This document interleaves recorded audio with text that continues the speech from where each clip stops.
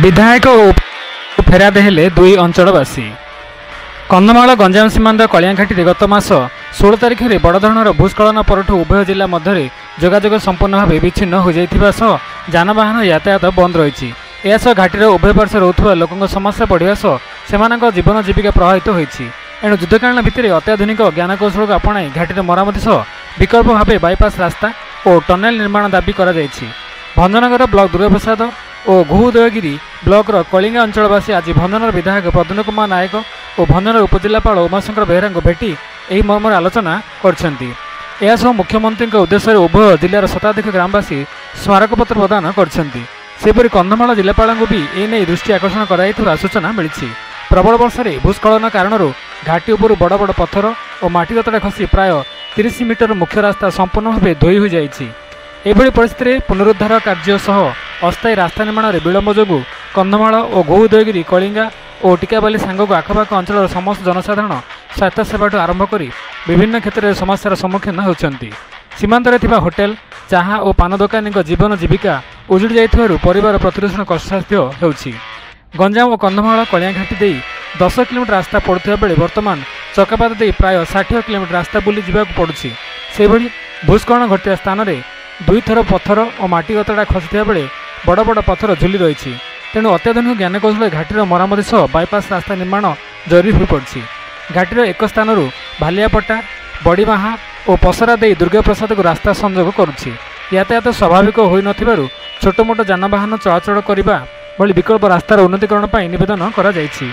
अन्य पक्षरे एने मुख्यमंत्री और विभागीय मंत्री सह आलोचना करा सह रास्ता संपर्क में अधिक तथ्य संग्रह दिगरे पदक्षेप नियाजिब बोली विधायक श्री नायक कहते। जातीय राजपथ विभागीय अधिकारी नहीं एक बैठक डकाजिब बोली उपजिलापाल कहते। कलिंगा अंचलर आमन चंद्र नायक दरदलुंडा सरपंच निरंजन सेठी ज्योतिस्वामी साहू दिवाकर जेना कालिया नायक सन्यास साहू अशोक जेना और बुल्ली साहू प्रमुख उपस्थित थे। देखो कलिंगाटी भूस्खलन होबार प्राय 1 मास पाखापाखि होगला किंतु बारंबार वर्षा फल यातायात डेभलप किसी पारुनी। किंतु धन्यवाद दूची दुर्गाप्रसाद अंचल और कलिंगावासी गोटे भल प्रपोजल नहीं विधायक पाख आसते जोटा कि बहुत दिन गोटे रास्ता थिला बालियापटा ठार आरंभ कर पोलंगी पर्यंत जो रास्ताटा थिला ताकू मु 2017 मसीह जाइली 2020 मसीह भी जाइली। आज देखिली से रास्ता बहुत भल अच्छी ताकू जदि आम टिके डेभलप कर हुए तो गोटे 5 दिन भितर कंधमाल को और गंजाम को रास्ता यातायात सुविधा हो पार। साधारण लोकटे मेडिकल जो असुविधा अनुभव करुच्ची मुक्त हो पार। तेणु से जो लिखित आनी दरखास्त देते ए दरखास्त को नहीं आज माननीय मुख्यमंत्री संगे आलोचना करने समय भी मागिछि।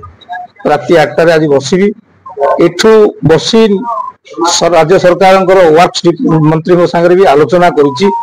सी प्रतिश्रुति देते जे नितिन गडकरी सार संगे कथा किंतु जल्दी काम हो पार गुरुत्व देवा।